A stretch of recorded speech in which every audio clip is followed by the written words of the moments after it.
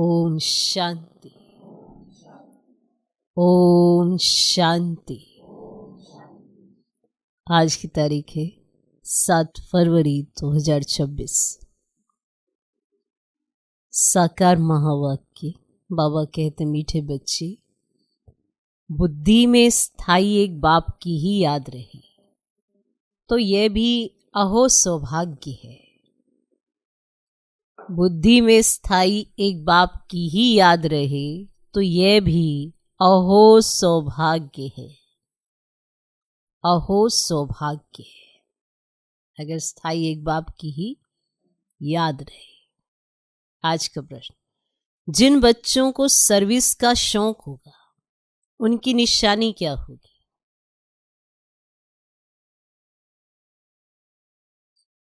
जिन बच्चों को सर्विस का शौक होगा उनकी निशानी क्या होगी? उत्तर, वे मुख से ज्ञान सुनाने बिगर रह नहीं सकते। वे मुख से ज्ञान सुनाने बिगर रह नहीं सकते। वे रूहानी सेवा में अपनी हड्डी हड्डी स्वाहा कर देंगे। वे रूहानी सेवा में अपनी हड्डी हड्डी स्वाहा कर देंगे। उन्हें रूहानी नॉलेज सुनाने में बहुत खुशी होगी। उन्हें रूहानी नॉलेज सुनाने में बहुत खुशी होगी। खुशी में ही नाचते रहेंगे। खुशी में ही नाचते रहेंगे। वे अपने से बड़ों का बहुत रिगार्ड रखेंगे। वे अपने से बड़ों का बहुत रिगार्ड रखेंगे। उनसे सीखते रहेंगे। वे अपने से बड़ों का बहुत रिगार्ड रखेंगे। उनसे सीखते रहेंगे। कौन? जिन्हें सर्विस का शौक होगा। ये उनकी निशानी है कि वे मुख से ज्ञान सुनाने बिगर रह नहीं सकते। वे रूहानी सेवा में अपनी हड्डी हड्डी स्वाहा कर देंगे। उन्हें रूहानी नॉलेज सुनाने में बहुत खुशी होगी। खुशी में ही नाचते रहेंगे। वे अपने से बड़ों का बहुत रिगार्ड रखेंगे। उनसे सीखते रहेंगे। आज का गीत है, बदल जाए दुनिया ना बदलेंगे हम। ओम शांति। बच्चों ने गीत की 2 लाइन सुने? ये वायदे का गीत है। जैसे कोई की सगाई होती है तो ये वायदा करते हैं कि स्त्री पुरुष कभी एक दो को छोड़ेंगे नहीं। कोई की आपस में नहीं बनती है तो छोड़ भी देते। यहां तुम बच्चे किसके साथ प्रतिज्ञा करते हो? ईश्वर के साथ। जिसके साथ तुम बच्चों की व सजनियों की सगाई हुई है, परंतु ऐसा जो विश्व का मालिक बनाते हैं उनको भी छोड़ देते हैं। यहां तुम बच्चे बैठे हो, तुम जानते हो अभी बेहद का बाप दादा आया कि आया। ये अवस्था जो तुम्हारी यहां रहती है वे बाहर सेंटर पर तो रह ना सके। यहां तुम समझेंगे बाप दादा आया कि आया। बाहर सेंटर पर समझेंगे बाबा की बजाई हुई मुरली आई कि आई। यहां और वहां में बहुत फर्क रहता है, क्योंकि यहां बेहद के बाप दादा के सम्मुख तुम बैठे हो, वहां तो सम्मुख नहीं हो। चाहते हैं सम्मुख जाकर मुरली सुने। अब यहां बच्चों की बुद्धि में आया बाबा आया कि आया। जैसे और सत्संग होते वहां वो समझेंगे फलाना स्वामी आएगा, परंतु ये ख्यालात भी सबकी एक रस नहीं होगी। कईयों का बुद्धि योग तो और तरफ भटकता रहता है। कोई को पति याद आएगा, कोई को संबंधी याद आएंगे। बुद्धि योग एक गुरु के साथ भी टिकता नहीं है। कोई बिरला होगा जो स्वामी की याद में बैठा होगा। यहां भी ऐसे हैं। ऐसे नहीं सब शिव बाबा की याद में रहते हैं। बुद्धि कहां ना कहां दौड़ती रहती है। मित्र संबंधी आदि याद आएंगे, सारा समय एक ही शिव बाबा की याद में रहें, फिर तो ओहो सौभाग्य है। स्थायी याद में कोई विरला रहते हैं। यहां बाप के सम्मुख रहने से तो बहुत खुशी होनी चाहिए। अतीन्द्रिय सुख गोपी वल्लभ के गोप गोपियों से पूछो, ये यहां का गाया हुआ है। यहां तुम बाप की याद में बैठे हो, जानते हो अभी हम ईश्वर की गोद में हैं, फिर दैवी गोद में होंगे। बल कोई की बुद्धि में सर्विस के ख्यालात भी चलते हैं, इस चित्र में ये करेक्शन करें, ये लिखें, परंतु अच्छे बच्चे जो होंगे वे समझेंगे अभी तो बाप से सुनना है, और कोई संकल्प आने ही नहीं देंगे। समझ में आया? जो अच्छे बच्चे होंगे वे समझेंगे कि अभी तो बस बाप से सुनना, जो बाबा सुनाए वो मुझे ध्यान से सुनना है, फिर वो और कोई संकल्प आने नहीं देंगे। बाप ज्ञान रत्नों से झोली भरने आए हैं, तो बाप से ही बुद्धि का योग लगाना है। नंबरवार धारणा करने वाले तो होते ही हैं, कोई अच्छी रीति सुनकर धारण करते हैं, कोई कम धारण करते हैं। बुद्धि योग और तरफ दौड़ता रहेगा तो धारणा नहीं होगी, कच्चे पड़ जाएंगे। एक दो बार मुरली सुनी, धारणा नहीं हुई, तो फिर वह आदत पक्की होती जाएगी। फिर कितना भी सुनता रहेगा, धारणा नहीं होगी, किसको सुना नहीं सकेंगे। जिसको धारणा होगी उनको फिर सर्विस का शौक होगा, उछलता रहेगा, सोचेगा कि जाकर धन दान करूं, क्योंकि ये धन एक बाप के सिवाय तो और कोई के पास है ही नहीं। बाप ये भी जानते हैं सबको धारणा हो ना सके, सब एक रस ऊंच पद पा नहीं सकते, इसीलिए बुद्धि और तरफ भटकती रहती है। भविष्य तकदीर इतनी ऊंच नहीं बनती है। कोई फिर स्थूल सर्विस में अपनी हड्डी हड्डी देते हैं, सबको राजी करते हैं, जैसे भोजन पकाते खिलाते हैं। ये भी सब्जेक्ट है ना। जिसको सर्विस का शौक होगा वह मुख से कहने बिगर रहेगा ही नहीं। फिर बाबा देखते भी हैं, दे अभिमान तो नहीं है, बड़ों का रिगार्ड रखते हैं व नहीं, ये भी देखा जाता है। बड़े महारथियों का रिगार्ड तो रखना होता है। हाँ, कोई कोई छोटे भी होशियार हो जाते हैं तो हो सकता है बड़े को उनका रिगार्ड रखना पड़े, क्योंकि बुद्धि उनकी गैल्प कर लेती है। अब सर्विस का शौक देख बाप तो खुश होगा ना, ये अच्छी सर्विस करेंगे। सारा दिन प्रदर्शनी पर समझाने की प्रैक्टिस करनी चाहिए। प्रजा तो ढेर बनती है ना, तो और कोई उपाय है ही नहीं। सूर्यवंशी, चंद्रवंशी, राजा रानी, प्रजा सब यहां बनते हैं। कितनी सर्विस करनी चाहिए। बच्चों की बुद्धि में यह तो है कि अभी हम ब्राह्मण बने हैं, घर गृहस्थ में रहने से हर एक की अवस्था तो अपनी रहती है ना, घर बार तो छोड़ना नहीं है। बाप कहते घर में भल रहो, परंतु बुद्धि में यह निश्चय रखना है कि पुरानी दुनिया तो खत्म हुई पड़ी है, हमारा अब बाप से काम है। ये भी जानते कल पहले जिन्होंने ज्ञान लिया था वही लेंगे। अब सेकंड बाय सेकंड हुबहू रिपीट हो रहा है। आत्मा में ज्ञान रहता है ना, अब बाप के पास भी ज्ञान रहता है। तुम बच्चों को भी बाप जैसा बनना है, पॉइंट्स धारण करनी है। सभी पॉइंट्स एक ही समय नहीं समझाई जाती है। विनाश भी सामने खड़ा है, ये वही विनाश है। सत्युग त्रेता में तो कोई लड़ाई होती नहीं, और वह तो बाद में जब बहुत धर्म होते हैं ना, लश्कर आदि आते हैं, तब लड़ाई शुरू होती है। तो पहले पहले आत्माएं सतो प्रधान से उतरती है, फिर सतो रजो तमो की स्टेज होती है। तो ये भी सब बुद्धि में रखना है। कैसे राजधानी स्थापन हो रही है, यहां बैठे हो तो बुद्धि में रखना है कि शिव बाबा आकर हमको खजाना देते हैं, जिसको बुद्धि में धारण करना है। अच्छे अच्छे बच्चे नोट्स लिखते हैं। अब लिखना अच्छा है तो बुद्धि में टॉपिक्स आएंगी, आज इस टॉपिक पर समझाएंगे। और बाप कहते हमने तुमको कितना खजाना दिया था, सत्युग त्रेता में तुम्हारे पास अथाह धन था, फिर वाम मार्ग में जाने से वह कम होता गया, खुशी भी कम होती गई, कुछ ना कुछ विक्रम होने लगते हैं, उतरते उतरते कलाएं कम होती जाती है। सतो प्रधान सतो रजो तमो की स्टेजेस होती हैं। अब सतो से रजो में आते हैं तो ऐसे नहीं कि फट से आ जाते हैं, धीरे धीरे उतरते हैं। अब तमो प्रधानता में भी धीरे धीरे सीढ़ी उतरते जाते हैं, कला कम होती जाती है और दिन प्रतिदिन कम होती जाती है।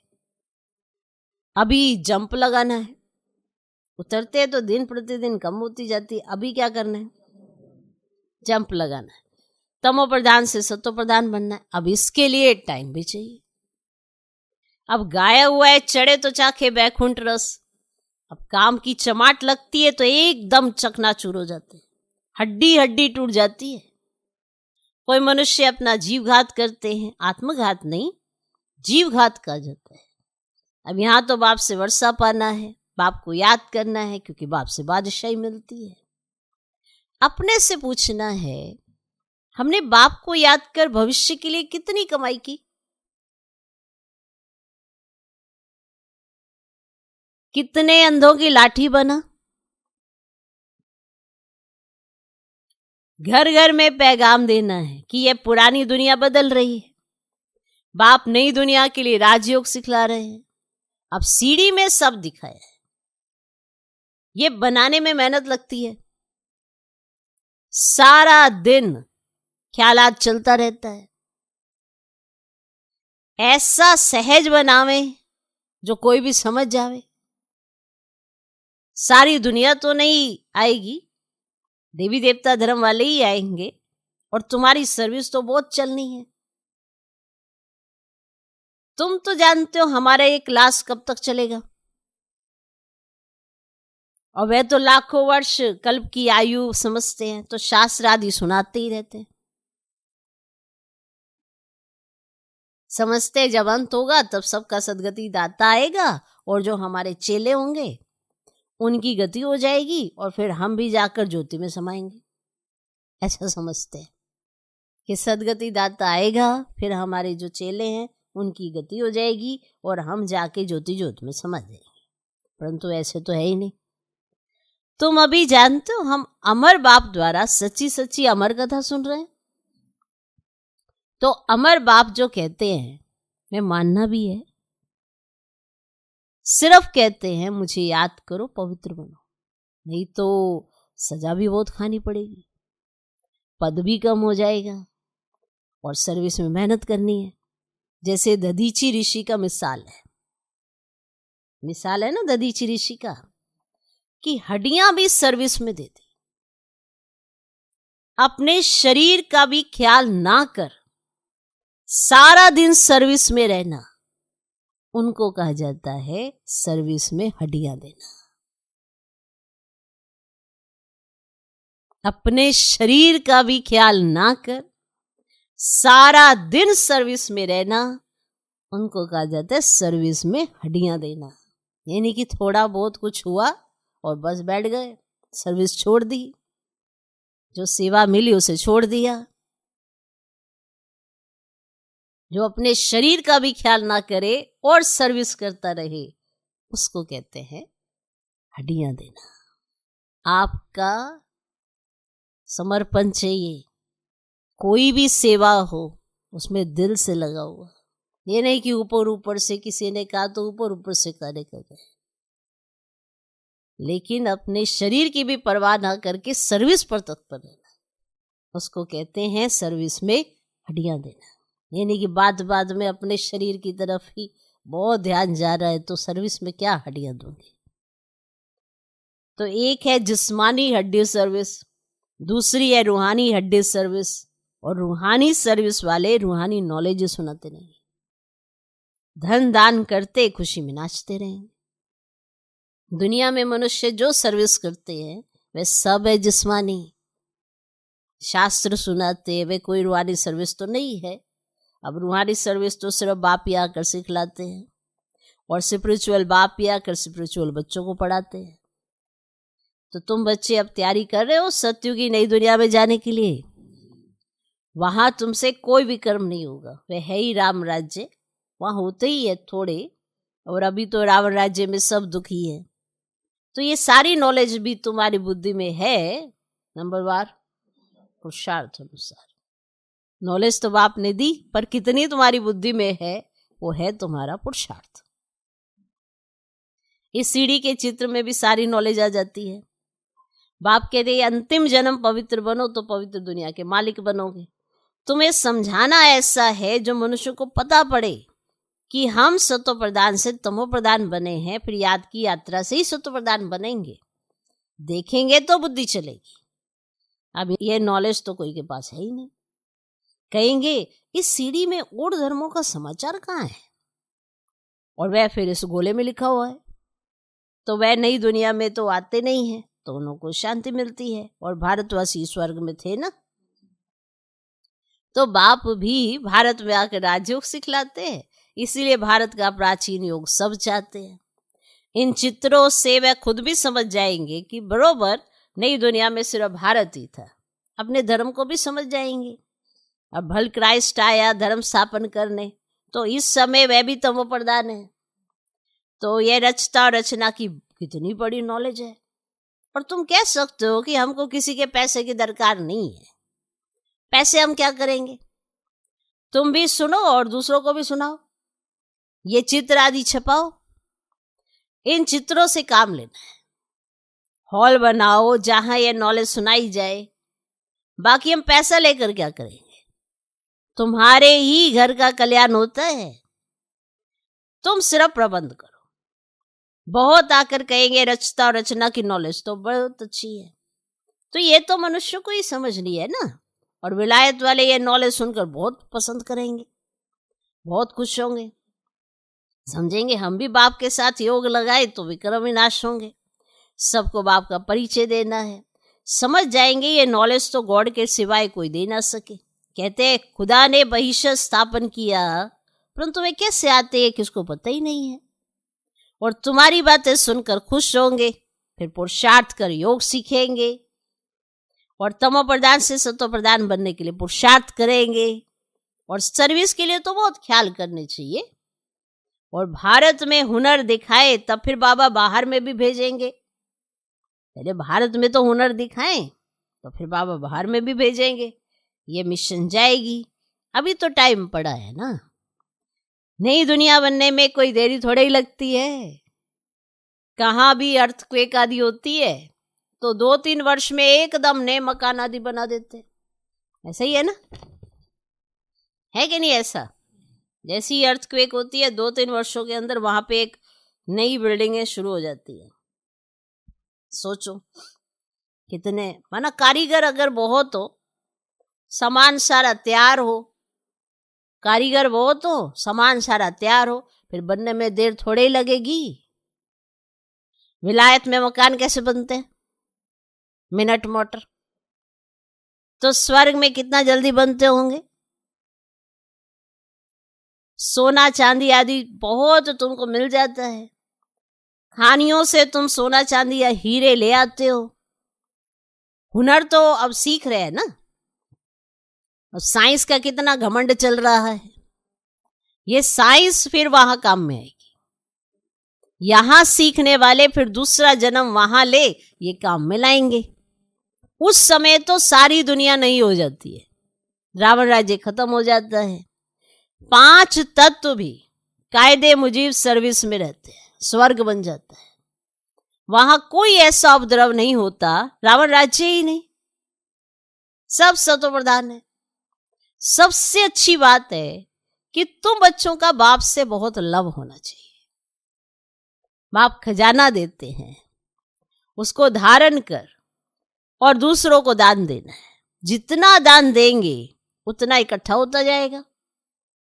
सर्विस ही नहीं करेंगे तो धारणा कैसे होगी। सर्विस में बुद्धि चलनी चाहिए। सर्विस तो बहुत ढेर हो सकती है, दिन प्रतिदिन उन्नति को पाना है, अपनी भी उन्नति करनी है। अच्छा, मीठे मीठे सिकिलधे बच्चों प्रति माता पिता बाप दादा का याद प्यार और गुड मॉर्निंग। रूहानी बाप की रूहानी बच्चों को नमस्ते। हम रूहानी बच्चों के भी रूहानी बाप को नमस्ते नमस्ते नमस्ते। Good morning good morning good morning. धारणा के लिए मुख्य सर पहला पॉइंट, सदा रूहानी सर्विस में तत्पर रहना है। सदा रूहानी सर्विस में तत्पर रहना। ज्ञान धन दान करके खुशी में नाचना है। ज्ञान धन दान करके खुशी में नाचना है। खुद धारण कर औरों को धारणा करानी है। खुद धारण कर औरों को धारणा करानी है। सदा रूहानी सर्विस में तत्पर रहना है। ज्ञान धन दान करके खुशी में नाचना है। खुद धारण कर दूसरों को धारणा करानी है। दूसरा पॉइंट, बाप जो ज्ञान का खजाना देते हैं उससे अपनी झोली भरनी है। बाप जो ज्ञान का खजाना देते हैं उससे अपनी झोली भरनी है। नोट्स लेने हैं, फिर टॉपिक पर समझाना है। ज्ञान धन का दान करने के लिए उछलते रहना है। बाप जो ज्ञान का खजाना देते हैं उससे अपनी झोली भरनी है। नोट्स लेने हैं, फिर टॉपिक पर समझाना है। ज्ञान धन का दान करने के लिए उछलते रहना है। आज का वरदान, सत्यता की महानता द्वारा सदा खुशी के झूले में झूलने वाले अथॉरिटी स्वरूप भव। सत्यता की महानता द्वारा सदा खुशी के झूले में झूलने वाले अथॉरिटी स्वरूप भव।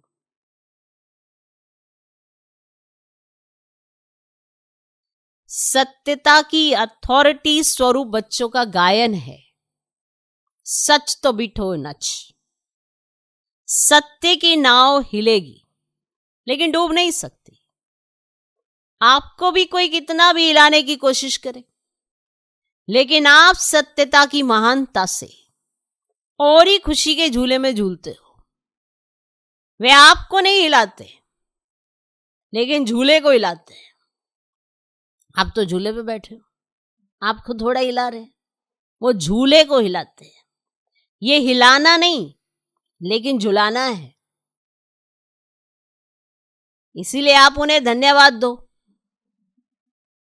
कि आप झुलाओ और हम बाप के साथ झूले। होता ना, पीछे जब झूले पे बैठते हैं तो एक पीछे वाला झुला रहा होता है ना, और हम झूल रहे होते हैं। तो इसीलिए उन्हें धन्यवाद दो कि आप झुलाओ और हम बाप के साथ झूले। तो जो बाप के साथ है वहीं पर सच तो बिठो नच है। तो सत्यता की शक्ति वहां है, अथॉरिटी वहां है। क्लियर? इसलिए बाबा के साथ ही रहो तो निश्चिंत रहेंगे। आज का स्लोगन, सर्व शक्तियों की लाइट सदा साथ रहे तो माया समीप नहीं आ सकती। सर्व शक्तियों की लाइट सदा साथ रहे तो माया समीप नहीं आ सकती।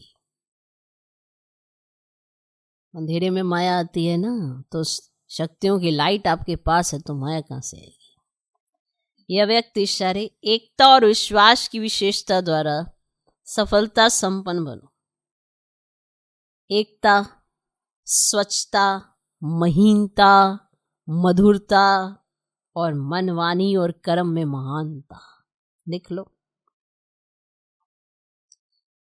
एकता, स्वच्छता, महीनता, मधुरता और मनवानी कर्म में महानता। ये 5 बातें, एकता, स्वच्छता, महीनता, मधुरता और मनवानी और कर्म में महानता।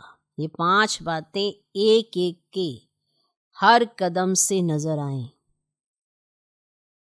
तो बाप की प्रत्यक्षता सहज हो जाएगी।